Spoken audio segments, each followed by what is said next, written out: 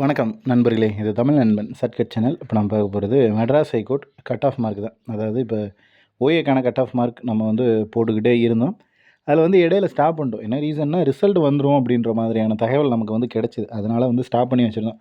But இப்போ வரைக்கும் பார்த்திங்கன்னா நம்ம நேற்று கூட சொல்லியிருந்தோம். ஸோ மேக்ஸிமம் நேற்று வரையுமே ரிசல்ட் வரதுக்கான சான்சஸ் அப்படின்றது இருக்குது அப்படின்ற மாதிரி தான் சொல்லியிருந்தோம். பட் கடைசி வரையுமே ரிசல்ட் அப்படின்றது வரலை. ஸோ இதுக்கப்புறம் எப்போ வருது அப்படின்றது தெரியாது. ஸோ அதனால் கட் ஆஃப் மார்க் அப்படின்றத முழுசாக கொடுத்துடலாம் அப்படின்ற கான்செப்டில் மீதி இருக்கக்கூடிய அனைத்து டிஸ்ட்ரிக்கும் அப்படின்றது கட் ஆஃப் மார்க் அப்படின்றது போடுவோம். ஆல்ரெடி 2 வீடியோ, அதாவது எக்ஸாமினர் ரீடர் பெய்லிஃப்க்கு முதல்ல சொல்கிறத கவனமாக கேளுங்க. எக்ஸாமினர் ரீடர் பெய்லிஃப் இதுக்கு எல்லா டிஸ்ட்ரிக்குமே 10th குவாலிஃபிகேஷன் இருக்கக்கூடிய ஜாபுக்கு 38 டிஸ்ட்ரிக்கும் தனித்தனியாக வீடியோ அப்படின்றது போட்டோம். ஸோ அதனால் அதை பார்க்காதவங்க பார்த்துங்க. ஓஏக்கு 2 வீடியோ தான் போட்டிருக்கோம். அடுத்து இப்போ இது 3வது வீடியோ. ஸோ அடுத்த டிஸ்ட்ரிக்டான வீடியோ அப்படின்றத பார்த்துருவோம். இப்போது இதுதான் கோயம்புத்தூர், நம்ம கோயம்புத்தூர் டிஸ்ட்ரிக்டோட கட் ஆஃப் மார்க் அப்படின்றது இப்போ பார்த்துருவோம். ஆல்ரெடி பார்த்திங்க அப்படின்னா சென்னை வரைக்கும் நம்ம கட் ஆஃப் மார்க் அப்படின்றது கொடுத்தாச்சு.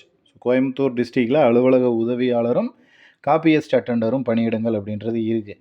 ஸோ இதில் ஒரு போஸ்டிங்க்கும் எத்தனை கட் ஆஃப் மார்க் வரும் அப்படின்ற டீட்டெயில்டாக பார்த்துருவோம். ஃபஸ்ட்டு காப்பியஸ்ட் அட்டெண்டர் இதில் பார்த்திங்க அப்படின்னா 3 காலி பணியிடம் அப்படின்றது இருக்குது. ஜென்ரல் டர்னில் ப்ரியாரிட்டியில் ஒரு வேகண்ட் அப்படின்றது இருக்குது.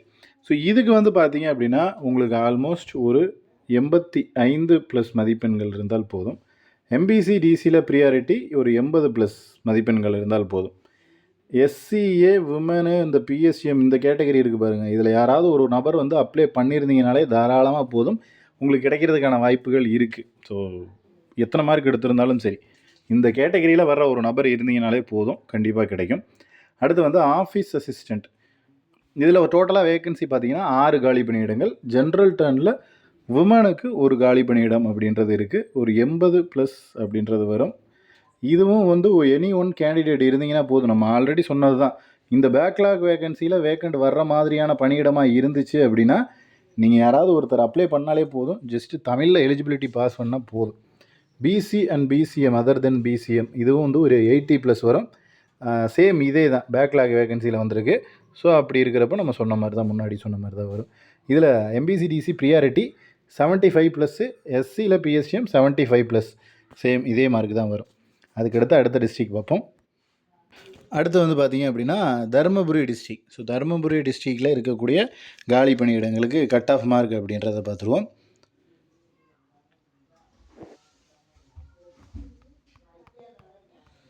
ஸோ இதில் பார்த்திங்க அப்படின்னா மொத்தமான காலி பணியிடங்களோட எண்ணிக்கை 9. ஆஃபீஸ் அசிஸ்டன்ட் போஸ்டிங் மட்டும்தான் இதில் இருக்குது. ஸோ மற்ற காப்பியஸ்ட் அட்டெண்டர் அப்படின்றது மாதிரிலாம் இல்லை. இதில் ஜென்ரல் டர்ன் ஒரே ஒரு காலி பணியிடம் 85+ வரும். ஜென்ரல் டர்னில் ப்ரியாரிட்டி சேம் 85+ தான் வரும். பிசி ஒரு வேகண்ட் இருக்குது 80+.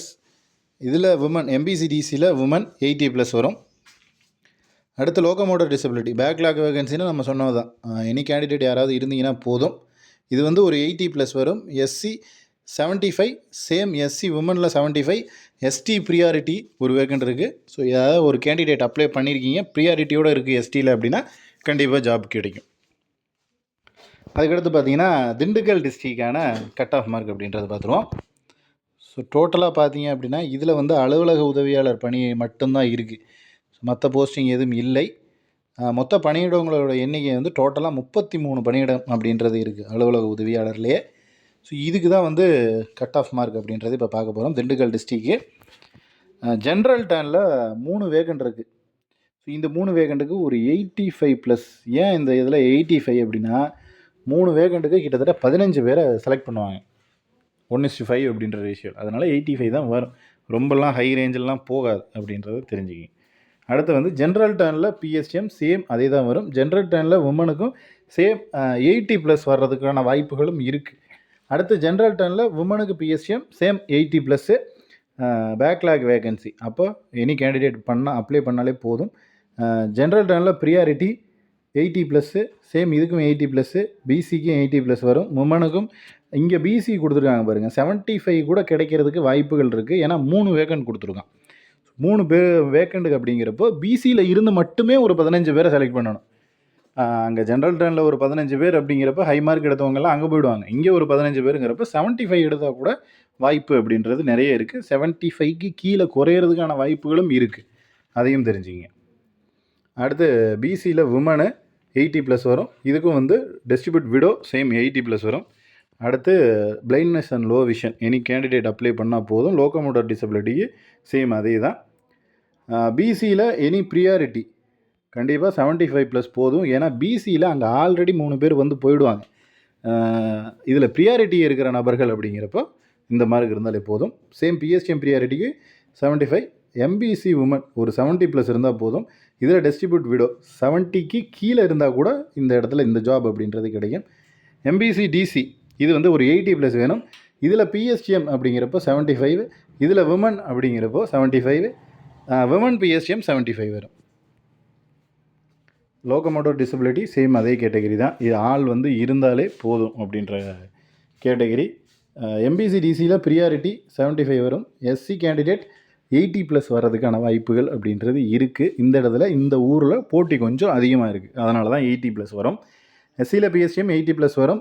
இதில் விமன் 75 வர்றதுக்கு வாய்ப்புகள் இருக்குது. எஸ்சியில் லோக்கோமோட்டர் டிசபிலிட்டி சேம் முன்னாடி சொன்ன மாதிரி தான், ஆள் இருந்தால் போதும். எஸ்சியில் ப்ரியாரிட்டி கேட்டிருக்காங்க 75, எஸ்சிஏ 75 அப்படின்றது வரும். ஸோ இதுதான் வந்து திண்டுக்கல் டிஸ்ட்ரிக்டான கட் ஆஃப் மார்க். ஸோ இந்த ரேஞ்சில் தான் வரும். இதை தாண்டி எக்ஸ்ட்ரா 1-2 கூடலாம் அல்லது குறையலாம்.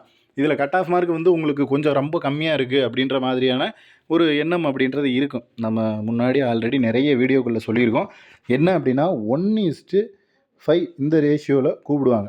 அப்போது ஒரு வேகன் இருக்குன்னா அதுக்கு 5 பேரை கூப்பிடணும். 5 பேரை கூப்பிடணுங்கிறப்போ இப்போ ஒரு பிசியோ எம்பிசியோ எஸ்டியோ யாராவது ஒருத்தரை கூப்பிட்றாங்க அப்படின்னா 90 மார்க் ஒருத்தர் எடுத்திருப்பார். ஒருத்தர் கடைசியால் இப்போ ஒருத்தர் 75 எடுத்திருப்பார், ஒருத்தர் 60 எடுத்திருப்பார், ஒருத்தர் 97 இப்படி மார்க் வெரைட்டி ஆகும்போது ஃபஸ்ட்டு 5 பேரை கூப்பிடணும். அப்போ லோ மார்க் இருக்கிறவங்களுக்கும் கிடைக்கிறதுக்கான வாய்ப்புகள் இருக்குது. ஏன்னா இது வந்து ஃபுல்லாக எக்ஸாம் மட்டும் பேஸ் பண்ணி எடுக்க போகிறது கிடையாது. அடுத்து இதுக்கப்புறம் 2 இது இருக்குது, ப்ராக்டிக்கல் இருக்குது, இன்டர்வியூ இருக்குது. அதனால தான் சொல்கிறோம், கொஞ்சம் கம்மியான மார்க்கு குறைவான மதிப்பெண்கள் எடுத்தாலும் அவங்களுக்கு கிடைக்கிறதுக்கான வாய்ப்புகள் இருக்குது. அதனால தான் நம்ம வந்து கட் ஆஃப் மார்க்கும் அனலைஸ் பண்ணி அதை செக் பண்ணி தான் பார்த்துட்டு தான் கொடுக்குறோம். ஸோ அப்படிங்கிறப்ப எனக்கு தெரிஞ்சு 100க்கு 99% அக்யூரேட்டாக இருக்கும். ஏன்னா கடந்த வருடம் நீங்கள் கட் ஆஃப் எடுத்து பார்த்தீங்கனாலே தெரியும். எனக்கு தெரிஞ்சு 99% வந்து கரெக்டாக அக்யூரேட்டாக இருந்துச்சு. 1-2 மதிப்பெண்கள் தான் வந்து முன்ன பின்ன இருக்கும். அது வந்து கண்டிப்பாக எல்லாருக்கும் நடக்கிறது தான். ஸோ அது ஒன்றும் சொல்ல முடியாது. ஒரு சில கேட்டகரியில் கிடைக்கும், ஒரு சிலருக்கு நம்ம கிடைக்கும்னு சொன்னால் ஒரு சில நபர்களுக்கு கிடைக்காம போயிடுக்கும். நம்ம கிடைக்காதுன்னு சொன்ன ஒரு சில நபர்களுக்கு சர்ப்ரைஸாக வந்து கிடைச்சிடும். ஸோ அது வந்து நம்மளால் அக்யூரேட்டாக கணிக்க முடியாது. ஆனால் இந்த கட் ஆஃப் இந்த நம்ம சொல்லக்கூடிய மார்க் இருந்துச்சு அப்படின்னா நீங்கள் ஓரளவுக்கு சேஃப் அப்படின்றத வந்து தெரிஞ்சுக்கலாம். ஆனால் 100% ஷூரிட்டியாகவும் சொல்ல முடியாது உங்களுக்கு சேஃப் அப்படின்றத. ஏன்னா நம்ம இருக்கிற டேட்டாஸ் வச்சு அனலைஸ் பண்ணி கொடுக்குறோம். நம்மக்கிட்ட வராத டேட்டாஸ் அப்படின்றது நிறைய இருக்குது. ஸோ அதில் வந்து ஒருவேளை திடீர்னு வராத மார்க் எல்லாமே ஹை மார்க்காக இருந்துச்சுன்னா இந்த கட் ஆஃபில் கொஞ்சம் வேரி ஆகிறது போனால் கொஞ்சம் தான் வேரி ஆகும். அதுக்காக டோட்டலாக வேரி ஆகணும் இல்லை. ஏன்னா 1:5 அப்படின்னு செலக்ட் பண்ணும்போது நம்ம கொடுத்த கட் ஆஃபில் வர்றதுக்கு வாய்ப்பு இருக்குது. ஓகேங்களா? இதில் வேறு ஏதேனும் சந்தேகங்கள் இருந்துச்சு அப்படின்னா கீழே கமெண்ட் பண்ணுங்கள். அடுத்தடுத்த வீடியோக்களில் அடுத்தடுத்த டிஸ்ட்ரிக்டில் இருக்கிற எல்லாத்தையுமே முடிச்சிருவோம். நெக்ஸ்ட் அடுத்த வீடியோவில் பார்க்கலாம். தேங்க்யூ.